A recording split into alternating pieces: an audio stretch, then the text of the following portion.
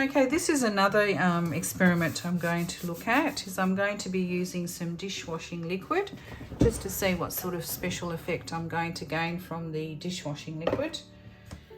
I have done this before on Yupo paper, which is a paper that has a sort of a plastic wipe-off consistency, and it's quite spectacular, the results, but we've used inks with that. So this time I'm going to still use some watercolour.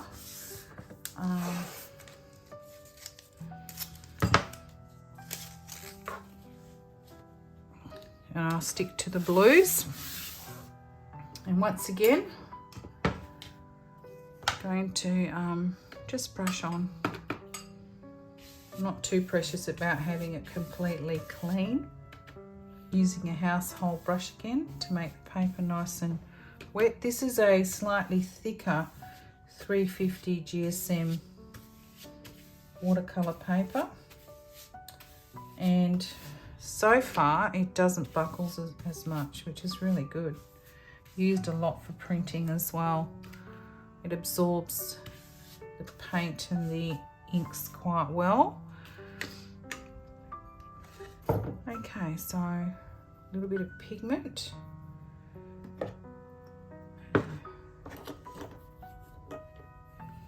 Might just use this blue again. I quite like this blue. It's a nice bright phthalo blue. Let's see what we get. So mix it up with a little bit of water. Oh, it's beautiful. Look at that. Lovely colour. Okay, so before that dries, we want to get that on pretty fast. Okay, so I load my brush up with the pigment, go right across the top. Gorgeous colour. Look at that. Wow. Stunning. Lovely colour.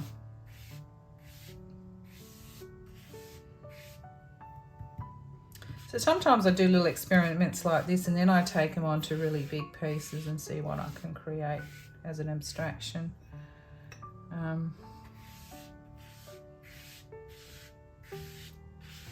I love the unpredictability of abstraction. I'm just, you know, you don't really know what's going to happen. So it's really good. Sometimes it works and other times it doesn't. Okay, so I've got a little bit of Morning Fresh here. I'm just gonna, wow, look at that. Isn't that great? And kids love doing this. You can do this with little kids, and then you can just, okay, you know, grab a different colour. So I'm actually going to go for a contrasting colour. I don't have orange, but what I might do is I'll put a little bit of yellow in it, see what happens. Oh, actually, you might try a little bit of gold. Okay.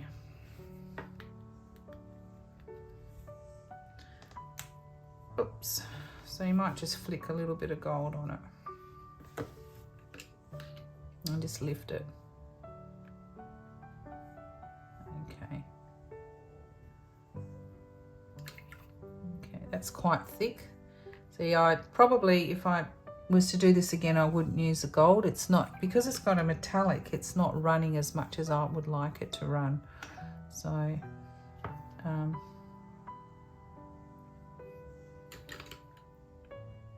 that's done really well.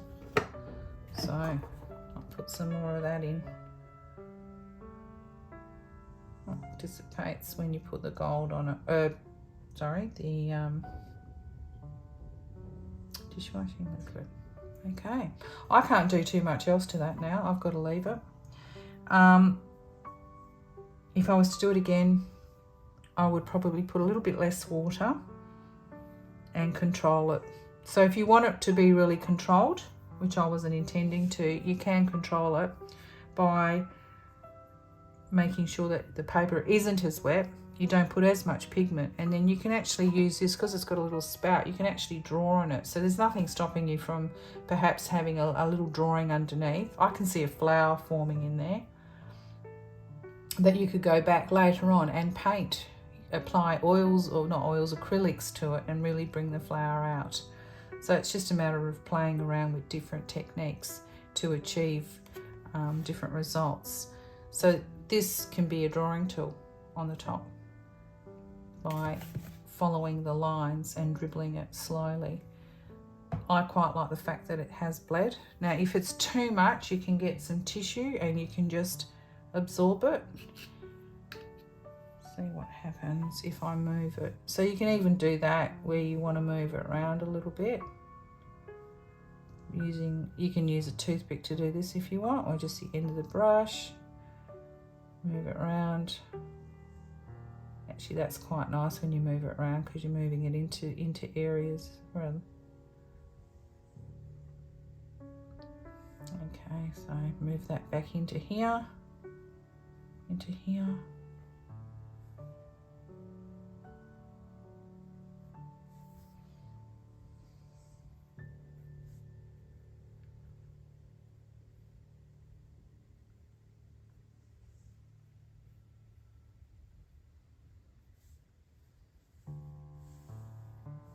Just going to move some of that out too.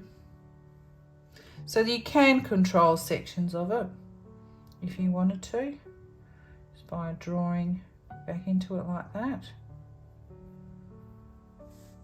before it dries. There's a lot of pigment in this area here, so you want to push it out as much as you can.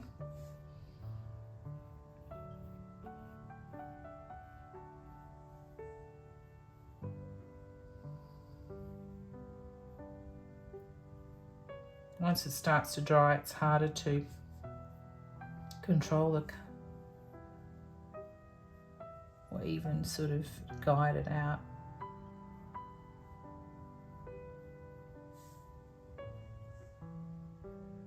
Now you can, if I was to take the low tack tape away, I could lift it and allow it just to flow in whatever direction it wanted to, but I don't think I'll do that. I quite like this. You might want to put a little bit of blue in there. Yeah. Could possibly lift some of it off if you think it's a little bit too much, but the gold adds something different to it. And there's nothing stopping you from buying some gold leaf later on and applying it as well to the image. Extraction. I've done this on big doors, where you buy an old door, or not even a new door that's inexpensive from a hardware store, and it's already got a gloss paint, and then you just pour pigments onto it and allow it to do whatever you want. But I can never replicate it because people keep saying, oh, I quite like that. Can you do that? And I can't. It's I can never. The mark making is just coincidence. It's just whatever happens at the time, and that's why it's so original. It's so much fun.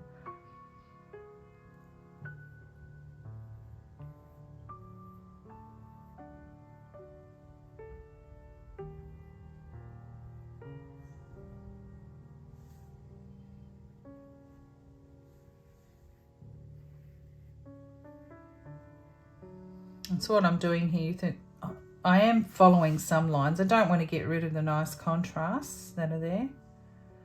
So I'm just dragging the ink out a little bit, of pigment out.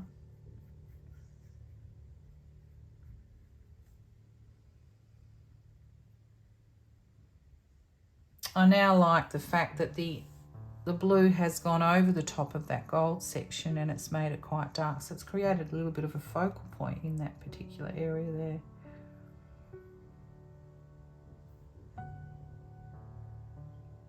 And the detergent it's a green detergent, but it's actually created a little bit of a yellow stain as quite a lovely contrast to the blue.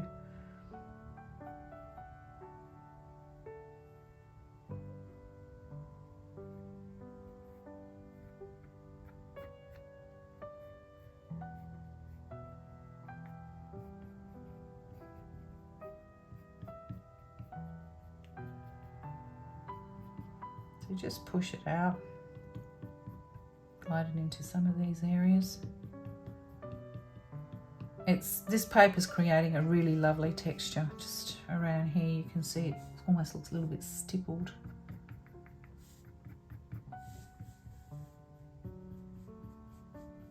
You can guide it out into here.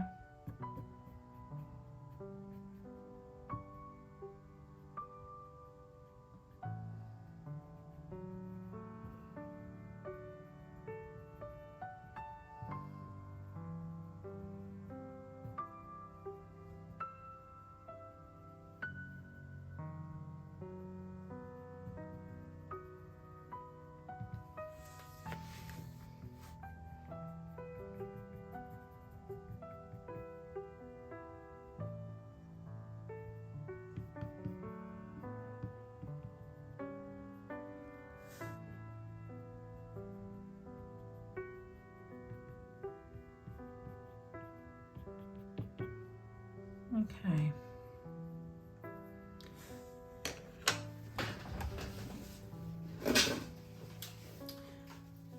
I might try and just lift a little bit of the pigment just to show you what can happen. Okay.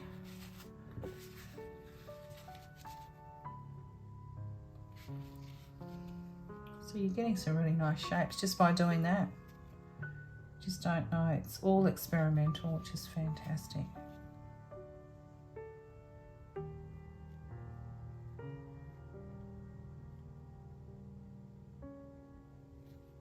So by lifting it, I'm bringing back some of the gold. Okay. All right, so I'm going to leave that to dry, and then I'll come back to it in 24 hours and I'll show you the end result. I probably won't work back into it, but you can work back into it with all sorts of things. It's just another technique under the special effects. It's looking at texturing using creating shapes with dishwashing liquid. And then I will also try one with, I've got some hair peroxide here, and see what happens to it when we put pigment down and we put peroxide on it. That's a different thing. You could possibly even try and do that over the top of wet paper now. You can also put a little bit of bleach, household bleach, and peroxide in a spritz bottle. I wouldn't recommend that you use your good brushes with bleach because it does eat away at all the bristles and you won't have a brush left. You're best to use an old brush that you don't no longer want when you're doing work like that. But this is looking quite effective now as a special effects. Interesting to see if I was to take this up to a print shop and get it printed quite big as to what it will turn out like. Looks great.